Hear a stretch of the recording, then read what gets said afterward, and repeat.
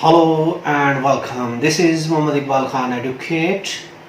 Hello guys, today our topic is overseas divorce. आज का हमारा जो टॉपिक है वो है ओवरसीज डिवोर्स कि ओवरसीज डिवोर्स कैसे होती है। देखिए इससे पहले हमारा ये टॉपिक भी आ चुका है how the overseas women get खुला फ्रॉम पाकिस्तान। लेकिन आज का हमारा टॉपिक है डिवोर्स के बारे में। ओवरसीज डिवोर्स होती क्या है? अगर कोई पाकिस्तानी, देखिए मुस्लिम फैमिली लॉ 1961, देखिए उसके सेक्शन 1 है। उसके सेक्शन 1 में ये दिया गया है कि Muslim family law it extend to whole of Pakistan and applies to the Muslim citizen of Pakistan wherever they may B.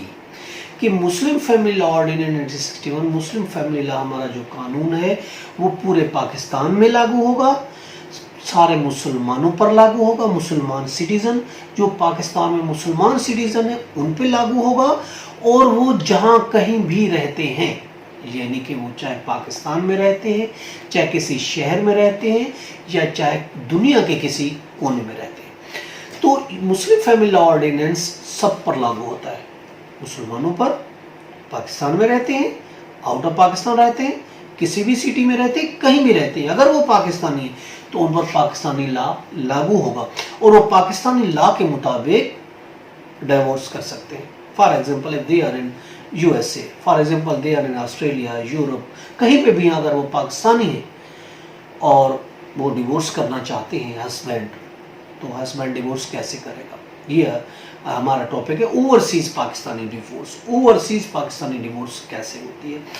देखिए मुस्लिम फैमिली लॉ ऑर्डिनेंस जैसे मैंने बताया तमाम मुसलमानों पर लागू होता है, चाहे कहीं भी हूँ, तो वो डिवोर्स जैसा एक पाकिस्तानी मुस्लिम पाकिस्तान में रहते हुए डिवोर्स कर सकता है, इसी तरीके से वो आउट ऑफ पाकिस्तान में रहते हुए भी डिवोर्स कर सकता है। उसको राइट है कि वो डिवोर्स कर सके। डिवोर्स देखिए हस्बैंड है तो हस्बैंड को राइट है कि वो अगर वो देखता है कि हमारे रिलेशन इस तरह के हो गए हैं कि हम नहीं रह सकते, वो डिवोर्स कर सकता है।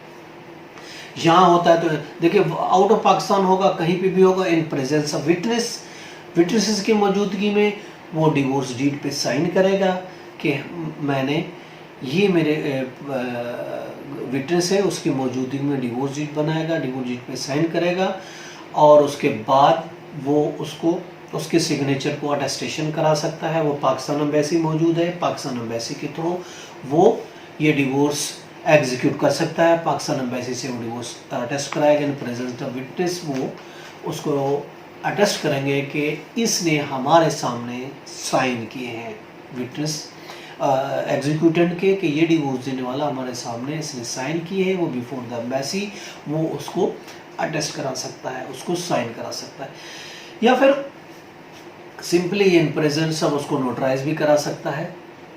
ठीक है, नोटराइज भी। मेन चीज़ जो दी गई है वो प्रेजेंस ऑफ विटनेसेस है। विटनेस मौजूद होना ज़रूरी है डिवोर्स के। वो कहीं भी हस्बैंड है वो डिवोर्स करना चाहता है, उसको नोटराइज करा सकता है, या पाकिस्तान एम्बेसी के थ्रू वो उसको अटेस्ट करा सकता है।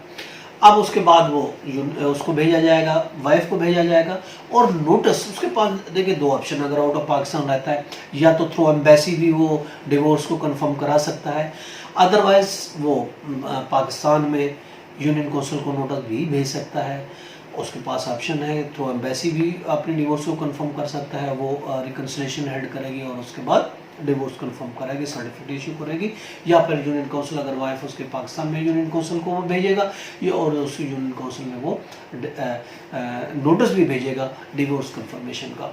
तो यूनियन काउंसिल जो है उस डिवोर्स को 90 दिन के बाद प्रॉपर प्रोसीडिंग नोटिस देने के बाद डिवोर्स को कंफर्म करेगी और डिवोर्स सर्टिफिकेट इशू कर देगी। ये तरीकेकार है ओवरसीज पाकिस्तानियों के डिवोर्स का। This is the procedure of overseas Pakistani divorce. यानी अगर कोई हस्बैंड ओवरसीज है, आउट ऑफ कंट्री है, यूरोप में है, अमेरिका में है, लैटिन अमेरिका में है, ऑस्ट्रेलिया में है, एशिया में किसी भी कंट्रीज में मौजूद है, वहाँ पाकिस्तान के कौंसलेट मौजूद हैं। कुछ कौंसलेट ओवरसीज़ हैं, वो अटेस्ट नहीं करते डिवोर्स, वो कहते हैं हम इसको आइडेंटिफाई नहीं करते, हम नहीं इसको करते। हालांकि ऐसा तो कोई कानून लॉ में कुछ भी नहीं है।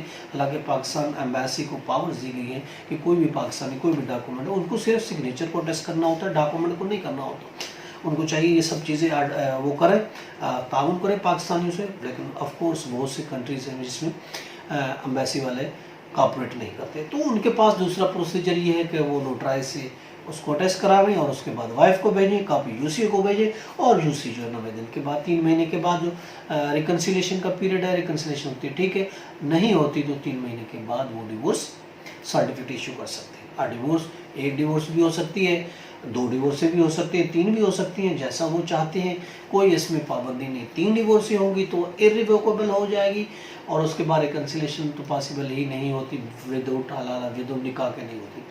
अगर एक डिवोर्स है तो उसमें रिकन्सिलेशन ऑफ कोर्स हो सकती है, 90 दिन में रिकन्सिलेशन अगर पार्टीज करना चाहें तो they are free to reconcile the matter, अगर नहीं करना चाहते तो डिवोर्स कंफर्म हो जाएगा। ये तरीकाकार है आउट ऑफ पाकिस्तान रहते ओवरसीज डिवोर्स करने का।